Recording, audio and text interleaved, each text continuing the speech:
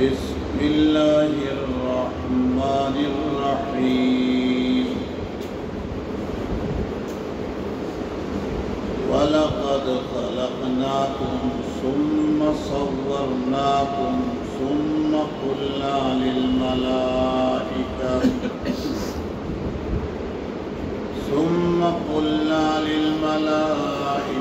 اسْجُدُوا لِآدَمَ فَسَجَدُوا إِلَّا إِبْلِيسَ لَمْ يَكُنْ مِنَ السَّاجِدِينَ قَالَ مَا مَنَعَكَ أَلَّا تَسْجُدَ إِذْ أَمَرْتُكَ قَالَ أَنَا خَيْرٌ مِّنْهُ خَلَقْتَنِي مِن نَّارٍ وَخَلَقْتَهُ مِن طِينٍ قَالَ فَاهْبِطْ مِنْهَا فَمَا يَكُونُ لَكَ أَن تَتَكَبَّرَ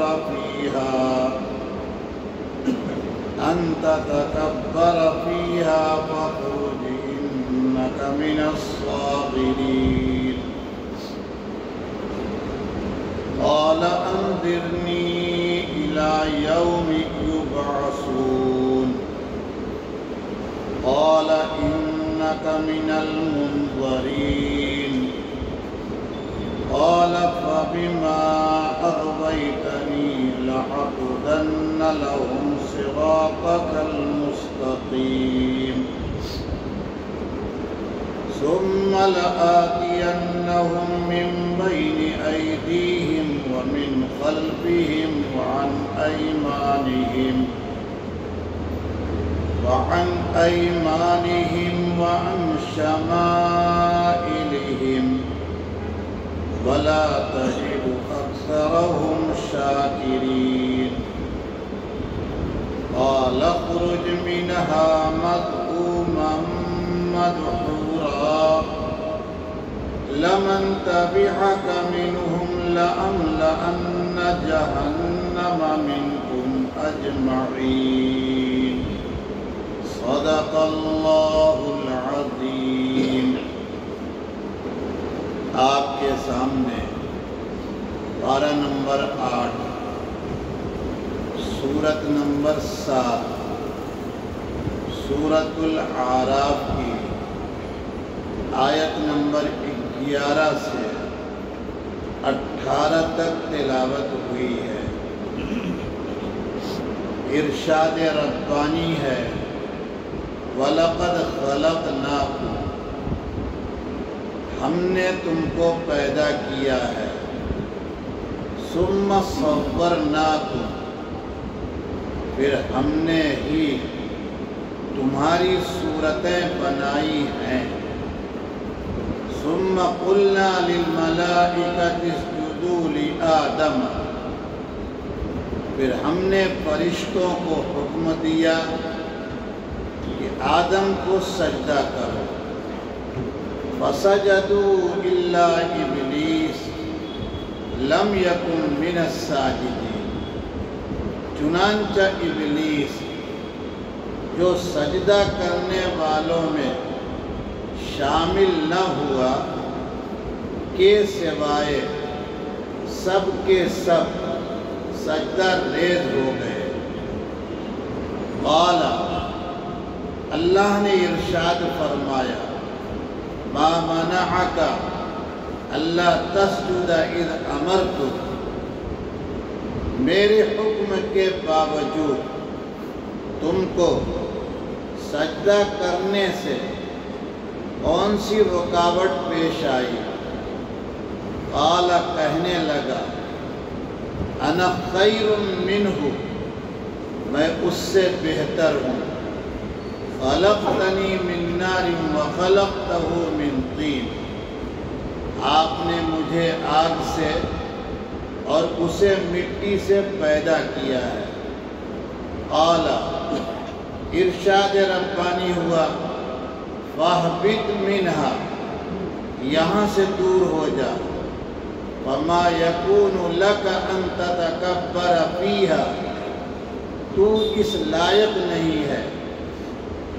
کہ یہاں بڑائی کرتا رہے، فخرج نکل جا، انک من الصاغرین، اب تیرا شمار ذلیلوں میں ہے۔ قال، ابلیس نے کہا، انظرنی الی یوم یبعثون، مجھے قیامت کے دن تک مہلت دے دیجئے۔ قال، اللہ نے فرمایا، انک من المنظرین، تجھے مہلت دے دی گئی ہے۔ قال، ابلیس کہنے لگا، فبما اغویتنی، آپ نے مجھے ہدایت سے محروم کر دیا ہے، لأقعدن لهم صراطک المستقیم، میں ضرور بالضرور ان کے لیے آپ کے سیدھے راستے پر بیٹھ کر رہوں گا۔ ثم لآتینہم من بین ایدیہم ومن خلفہم وعن ایمانہم وعن شمائلہم، اور میں سامنے سے، پیچھے سے، دائیں سے، بائیں سے ان پر حملہ کر کے رہوں گا۔ وَلَا تَجِدُ أَكْثَرَهُمْ شَاكِرِينَ، اور آپ ان میں سے اکثر کو شکر گزار نہیں پائیں گے۔ قال، اللہ تعالیٰ نے ارشاد فرمایا، اخرج منها مذموما مدحورا، یہاں سے نکل ذلیل ہو کر، رسوا ہو کر، لمن تبعک منہم، ان میں سے جن جن لوگوں نے بھی تیری پیروی کی، لأملأن جہنم منکم اجمعین، تم سب سے میں جہنم کو بھر دوں گا۔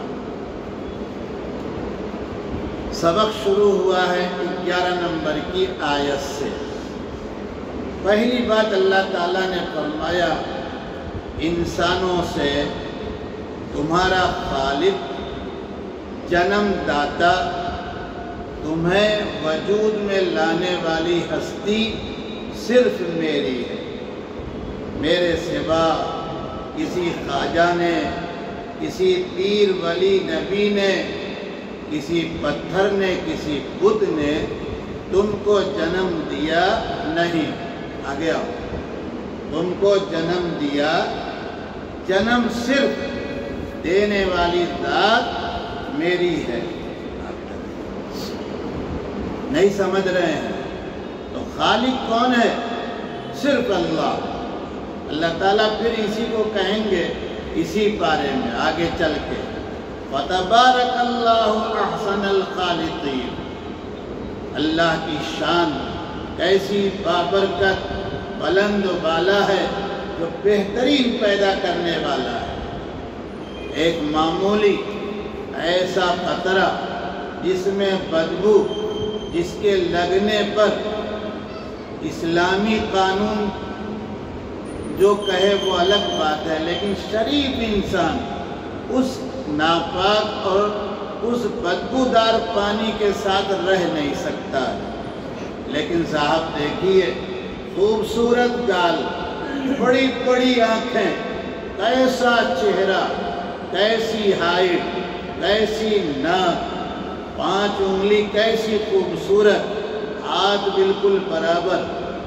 اسی میں کبھی کبھی اللہ تعالیٰ دکھا دیتے ہیں ایک ہاتھ چھوٹا، بڑا، کاہے؟ وَتَبَارَكَ اللَّهُ أَحْسَنَ الْخَالِقِينَ پر غور کرو۔ اس وقت وہاں امام الانبیاء کی دعا پڑھ کے نکلو، الحمدللہ الذی عافانی مما ابتلاک وفضلنی علی کثیر ممن خلقنا تفضیلا۔ میرے رب، تمام تعریفات کی ہے، آپ ہی اللہ ہیں۔ اس بیچارے کو 2 ہاتھ کو دیا آپ نے، لیکن ایک ہاتھ یہی ہے اور ایک ہاتھ پورا ہے۔ تو تخلیق، پیدا کرنا، وجود میں لانا، جنم دینا، یہ صرف کس کا کام ہے؟ ارے بولو نا بھائی، بس سمجھ رہے ہیں کہ نہیں؟ آج ایک عورت کا فون آیا کہ ہماری شادی کو 3 سال ہو گیا ہے، اولاد ہوئی، ایک صاحب ہیں وہ کہہ رہے ہیں کہ 28,000 روپیہ دے دو تو کام کر دیں گے، اولاد کی لائن لگ جائے گی۔ میں نے کہا ویسا ہی اس ملک میں مسلمانوں کی تعداد کم کی جا رہی ہے تو تم کہاں لائن لگاؤ گے؟ رہنے تو 28,000 مت دو۔ بولے نہیں آپ بتا دیجئے صحیح ہے غلط ہے۔ میں نے کہا میں نے جواب دے دیا، اب میں یہ جواب دوں کہ یہ بدعت ہے یا گناہ ہے تو لڑائی ہو جائے گی نا۔ میں نے کہا ویسے ہی ہم دو ہمارے دو کا نعرہ کتنے زمانے سے لگا، تم پڑھی رہو اپنی جگہ، ابھی 2-3 سال اور انتظار کرنا۔ یہ تماشا ہے، ایمان بھی جائے گا مال بھی جائے گا۔ وقت کم ہے ورنہ پچھلے قصے کو پھر میں ریپیٹ کرتا لیکن نہیں کروں گا، اس لیے صرف خالق کون ہے؟ اللہ۔ ثم صورناکم، تصویر کشی دیکھ لیجئے، ماں باپ ایک ہی، نہیں سمجھ رہے ہیں؟ بھائیوں میں کبھی دھوکہ ہوا؟ کسی کی بیوی کسی کے پاس گئی؟ ہر آدمی ہر عورت اپنے شوہر کو الگ پہچان۔ اسی لیے دنیا کے ظالموں نے کہا فوٹو لگاؤ، اس سے کام نہیں چلا، کہا انگلی کا نشان فنگر، اس سے بھی نہیں کہا تو کہا آنکھیں کھولو اور کھولو، اور اس کی پتلی بھی، اب اس سے بھی کام نہیں چلنے والا، بتا رہا ہوں، پھر اور کچھ شیطان لے کے آئے گا۔ یہ رب کا کام ہے، اس نے ایک ہی قطرے سے، وہی ماں باپ ہے، نہیں سمجھ رہے ہیں؟ کوئی بدلا ایسا نہیں کہ ہر اولاد کے موقع پر باپ نے دوسرا نکاح کیا، ماں نے دوسرا کیا، نہیں وہی۔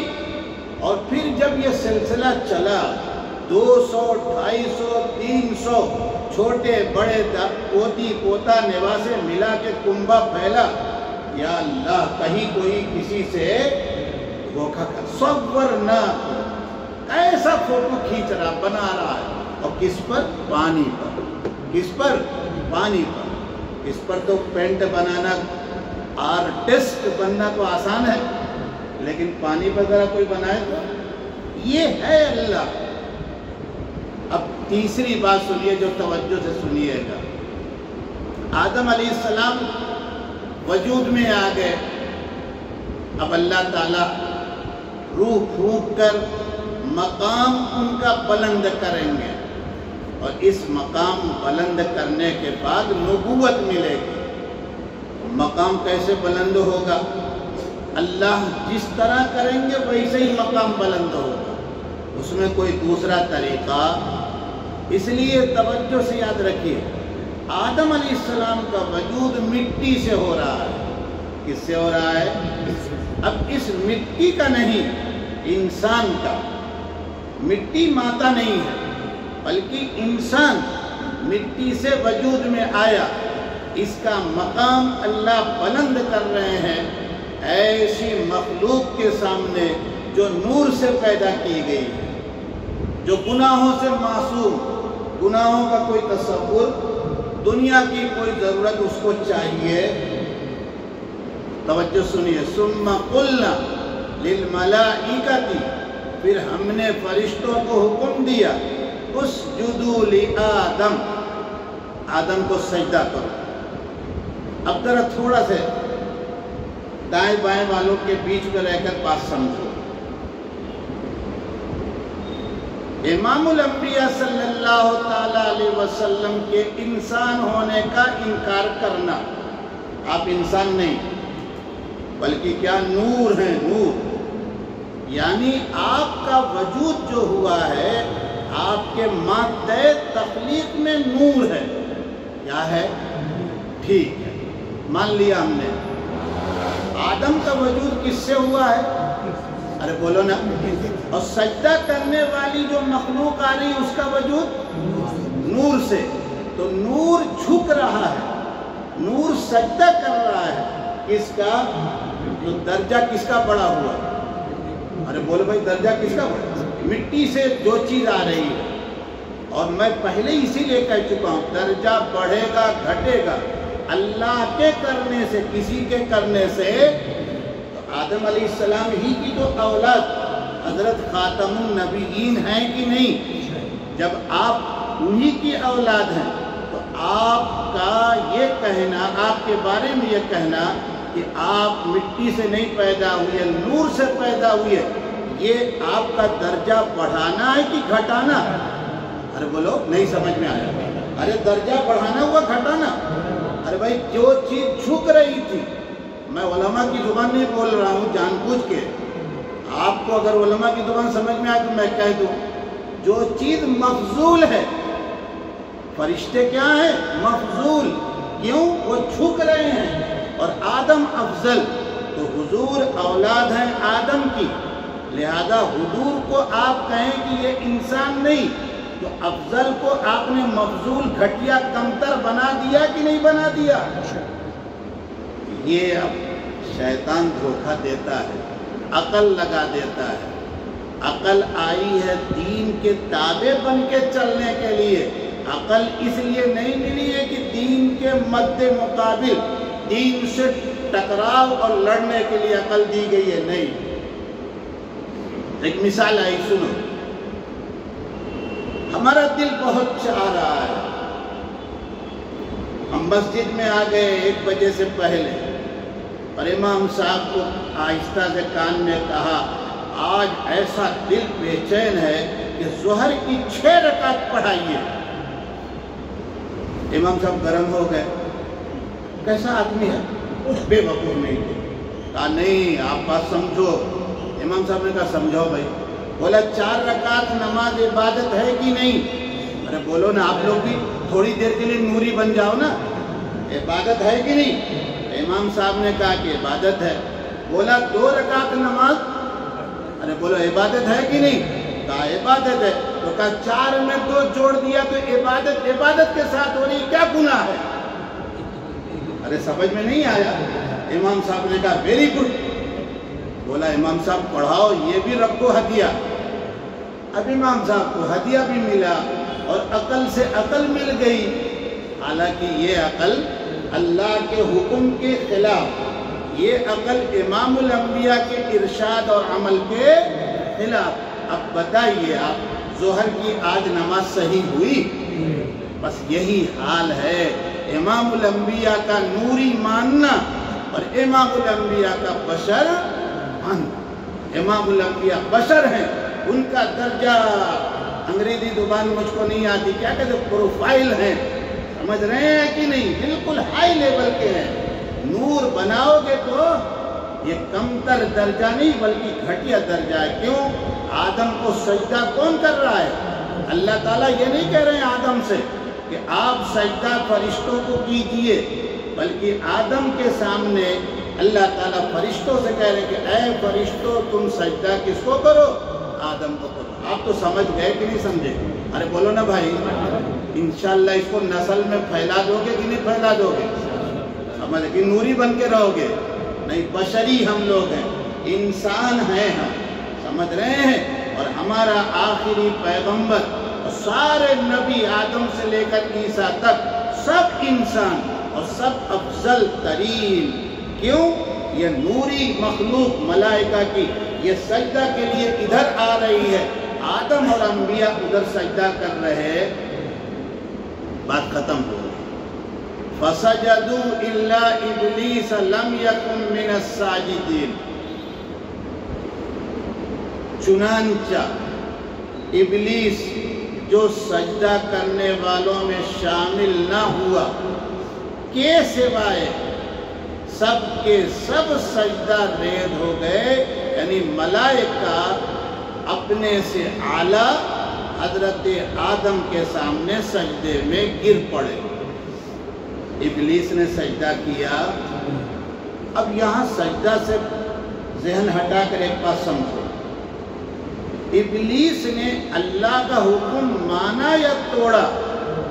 توڑ دیا، بس یہی ہے دین۔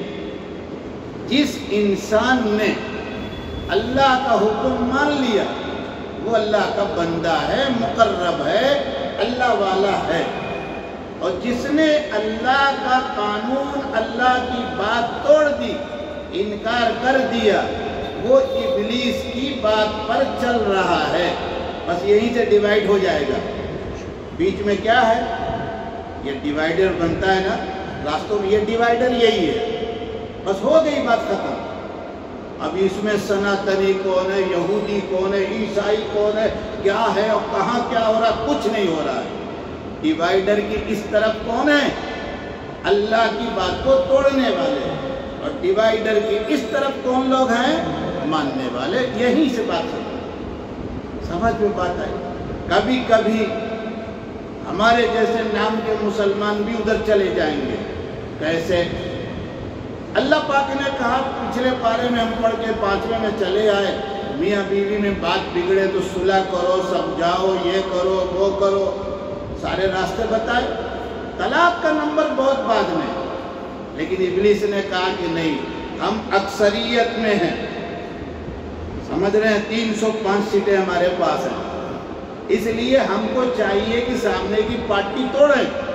مسلمانوں میں سے میرے جیسے لوگوں سے اپنی بیوی کی لڑائی کرا کے تڑا تڑ چلا دے گا، اور 3 طلاق نہیں بلکہ 1000 طلاق۔ وہ کہا کہ کتابیں میں آپ دیکھیے ایسے ایسے آئے، کہا کہ 2 کروڑ طلاق، حالانکہ پڑھی کتنی؟ 3، لیکن وہ دے رہا ہے کیا؟ تو اب ابلیس خوش ہو گیا۔ ایک آدمی ادھر سے ٹوٹ کے گیا کہ نہیں؟ دھوکے پر گیا کہ پیسے پر گیا؟ گیا۔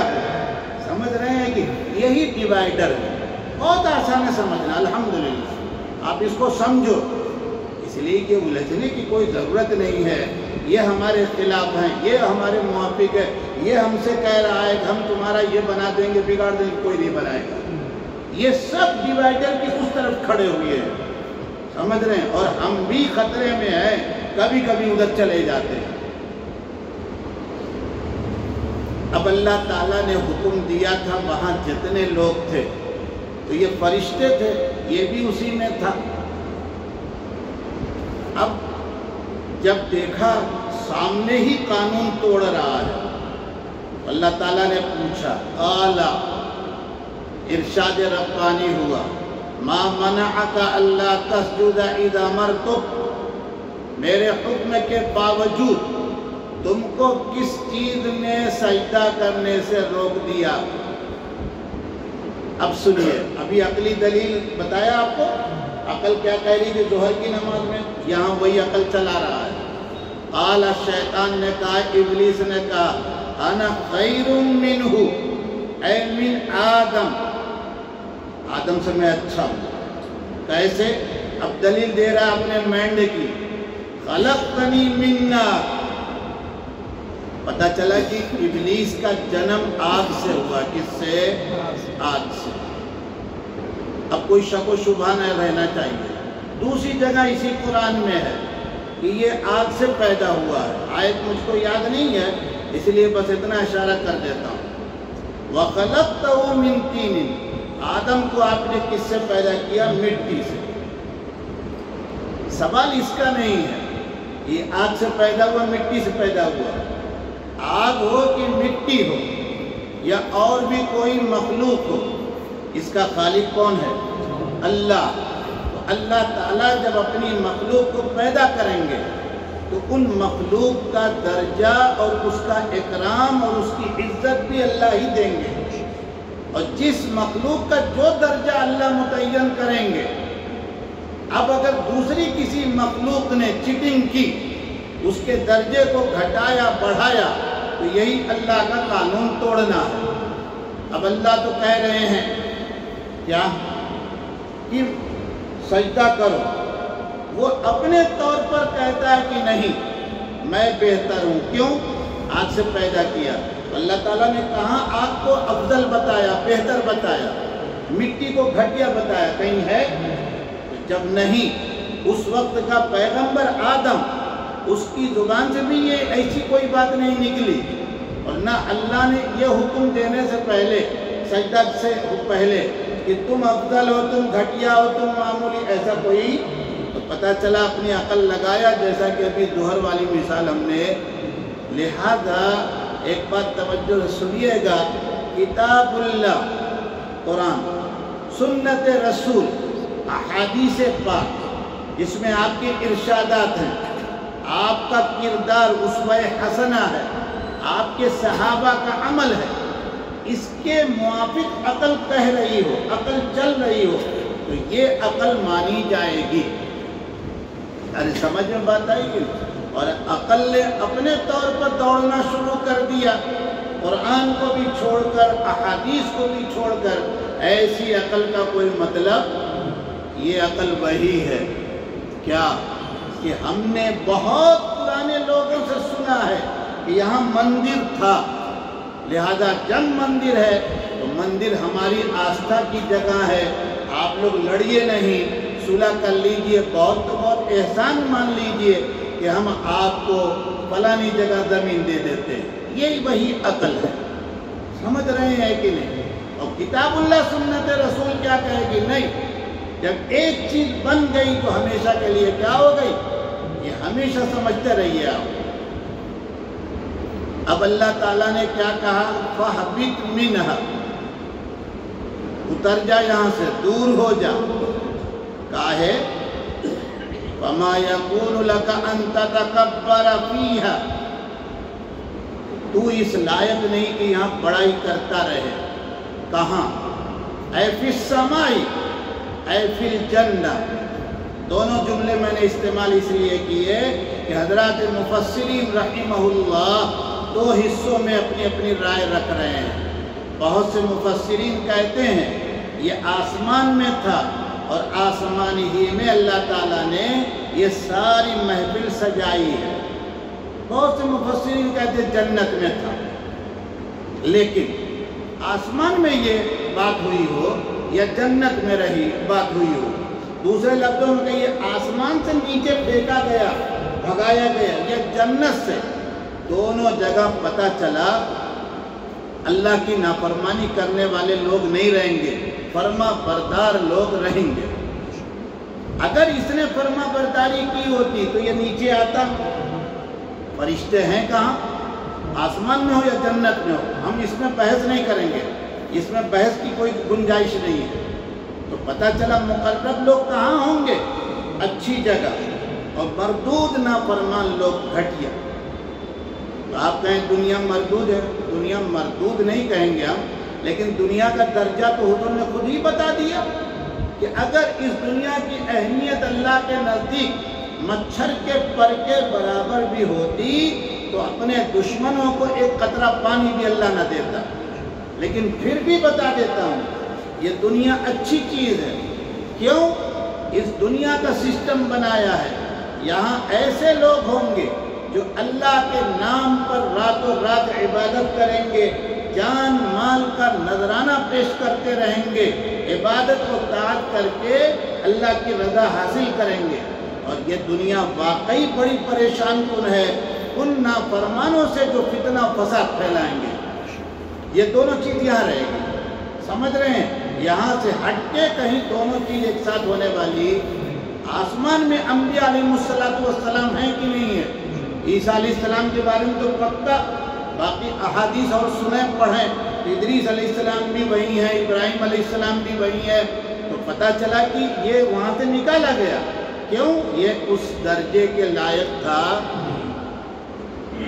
اس کے بعد فرمایا فخرج، نکل یہاں سے، اب تو ذلیل رہے گا، ذلیلوں میں تیرا شمار ہے۔ ایسا ذلیل کہ کیسا بھی گنہگار، فلمی دنیا کے لوگ جن کو ہم آپ بالکل تھرڈ کلاس مانتے ہیں، اس سے بھی کوئی بڑا سے بڑا ظالم پڑوسی ملک کا مشرف ہو، لیکن یہ عرفات میں جب پہنچیں گے احرام باندھ کے تو حدیث پڑھیے گا اس موقع پر، پھر سے سنیے، ابلیس کھڑا ہو کے روتا ہے کہ نہیں روتا ہے؟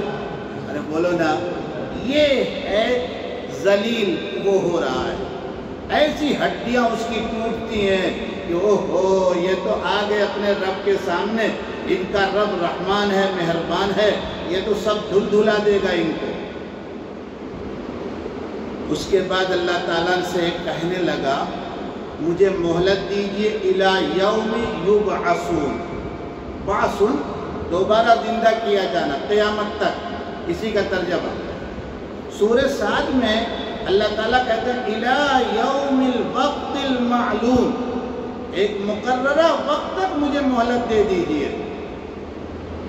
اللہ کیا کہتے ہیں، توجہ سنیے گا، اِنَّكَ مِنَ الْمُنظَرِينَ، تجھ کو مہلت دے دی گئی۔ ارے اللہ میاں ابلیس کی سن رہے ہیں۔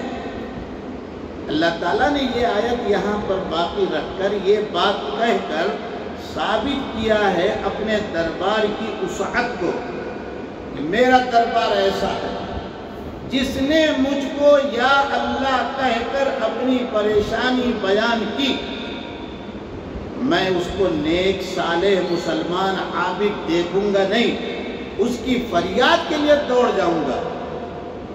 اَمَّن يُجِيبُ الْمُضْطَرَّ إِذَا دَعَاهُ، کون ہے جو پریشان حال کی بات کو قبول کر لے، وَيَكْشِفُ السُّوءَ، اور اس کی تکلیف کو دور کر دے۔ أَإِلَٰهٌ مَّعَ اللَّهِ، کیا اللہ کے ساتھ کوئی بھگوان ایشور اور ہے؟ اللہ نے سن لیا۔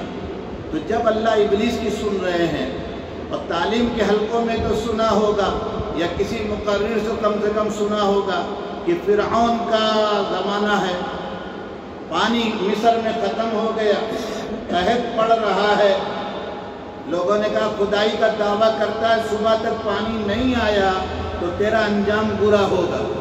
اس نے بڑے اطمینان سے گارنٹی کے ساتھ کہا صبح ہونے سے پہلے پانی آ جائے گا۔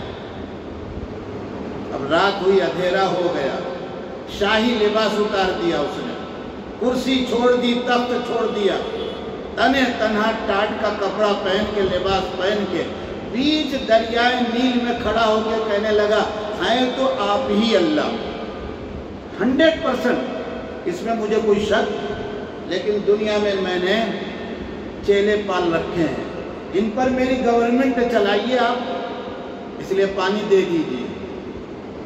علماء نے لکھا ہے کہ اگر یہ مردود نہ بھاگتا تو اس بہاؤ میں یہ خود بہہ جاتا، اتنا تیز پانی۔ صبح نہیں ہوئی کہ دریائے نیل شباب پر بہنے لگا، لوگ اب آ کے سجدہ کرنے لگے، کہا میں نے کہا تھا نا کہ صبح پانی آ جائے گا، مانو خدا۔ یہ ہے اللہ، اللہ کی رحمت سمجھیے۔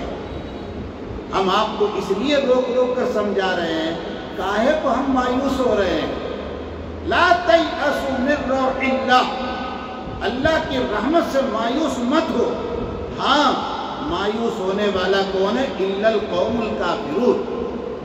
ولا تقنطوا من رحمت اللہ، قل یا عبادی الذین اسرفوا علی انفسہم لا تقنطوا من رحمت اللہ۔ اس لیے اس کا اہتمام ہی نکل گیا گھر میں سے، اور جب گھر میں سے اہتمام دعاؤں کا، اللہ سے مانگنے کا، اللہ کو منوانے کا، اللہ کی مان کے چلنے کا نکلے گا، تو یاد رکھیے گا کچھ نہیں تو پریشر تو ہائی رہے گا۔ یہ تو مان کے چل، یعنی ذہنی سکون نہیں ملنے والا ہے، اور ذہنی سکون ملتا ہے بمباری میں بھی، بھوکے رہ کر بھی، جب اللہ سے لگاؤ لگ جائے گا۔ اس لیے میرے دوستو آپ سے عرض ہے، کچھ نہیں تو 3 منٹ خالی دعا کے لیے طے کر لو، 24 گھنٹے میں سے 3 منٹ آپ اور اللہ، کوئی دوسرا نہیں۔ گھر میں نہیں جگہ مل رہی تو کہیں اور نکل جاؤ، نہیں سمجھ رہے ہیں کہ نہیں؟ اور ان کے سامنے وضو کرنا، مانگنے کے لیے، دعا کرنے کے لیے ہاتھ اٹھانا ضروری نہیں ہے۔ دل کی بے چینی، میرے رب آپ کے ہوتے ہوئے میں اس طرح سے ہوں، میں کیسے ہو جاؤں کہ آپ نہیں کچھ کرنے والے ہیں، آپ ہی تو سب کرتے ہیں۔ یہ حضرات مفسرین نے بہت کچھ لکھا ہے کہ اس طرح کے نافرمانوں نے، سمجھ رہے ہیں کہ نہیں، اللہ سے مانگا اور اللہ تعالیٰ نے ان کی بات پوری کر دی۔ ابلیس کو اللہ تعالیٰ اوپر کہہ رہے ہیں اِنَّكَ مِنَ الصَّاغِرِينَ، اب تو تیرا شمار دلیلوں میں ہوگا، اور دوسری طرف اللہ تعالیٰ کہتے ہیں اِنَّكَ مِنَ الْمُنظَرِينَ، جب مہلت مل گئی تو قبول کیا تبھی تو نہ بھائی۔ ایک طرف تو ذلت ایسی کہ اب کبھی عزت ملنے والی، اور دوسری طرف لیکن یہ بگڑے لوگ، جیسا کہ میں نے ابھی فرعون کی بات بیچ میں اسی لیے رکھی، صبح اللہ کے سامنے وہ جھکا کہ لوگوں کو اپنے سامنے جھکایا، لوگوں کو اپنے سامنے جھکایا۔ تو یہاں اس نے بھی گڑبڑ پھر کیا، کیا کہا؟ قال، شیطان نے کہا، فَبِمَا أَغْوَيْتَنِي، ہدایت سے محروم ہونے کا الزام کس پر؟